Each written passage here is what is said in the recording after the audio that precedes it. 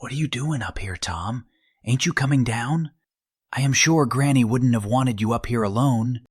That house over there is Nanny's neighbor, Miss Witchetty Face. Her real name was Miss Jess Downing. Nanny called her that before they forgave each other. Granddad planted that olive tree for Nanny and Miss Downing after their big fight. It grew wild, a symbol of their grudge. When Granddad knew his time was short, he cut it down. Sunlight filled the gap, and the old friends made peace. My mother's a little weird, but she's okay. You'll like it with us. Come on, let's say bye to Granny. Nanny's Neighbor. The grandchild sits in his bedroom, looking out the window of his grandmother's house. His grandmother had died, and it was her wake. His mother had left Tom with his grandmother for a more stable upbringing, and now he was moving again, this time with his aunt and cousin. His cousin Mike comes up to bring Tom back downstairs to the guest at his grandmother's resting wake downstairs. They hadn't been the best cousin and only had met 2 times before. "What are you doing up here, Tom? Ain't you coming down? I'm sure Granny wouldn't have wanted you up here alone," Tom's cousin Mike said. Tom looked out the window and told a story. That house over there is Nanny's neighbor, Miss Witchetty Face, a mockery name Nanny had placed on her neighbor. Her real name was Miss Jess Downing. The cousins watched as Miss Witchetty Face walked back in her house. She was Nanny's nemesis for many years, but they made up before Nanny died, and Nanny called her Jess again. Nanny had been a beautiful lady when she was young, and so was Miss Witchetty Face.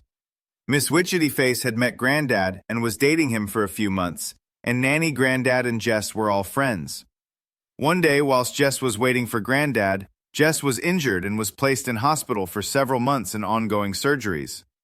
Granddad and Nanny visited her every day, striking a connection during the brief hospital stay. When Miss Witchetty woke from her coma, she could only remember Granddad. She couldn't remember her name, her parents, doctors, or how she got to be in hospital, but she did remember Granddad. As Miss Witchetty Face never really got better, had turned bitter and angrier over Nanny and Granddad's relationship, and felt it was because of her new disability, and suspected Nanny and Granddad were at it. Miss Witchetty Face had started doing petty things to Nanny. Nanny said she remembered one day Nanny and Jess were using makeup together, and Jess cut Nanny hair. Nanny's mother was not happy and spoke to Jess's family, who told Mrs. Winters, Jess's mother.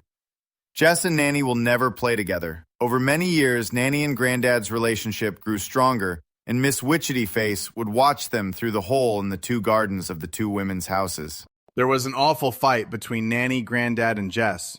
There was a lost bracelet, which started Miss Downing mad searches in her yard every Sunday.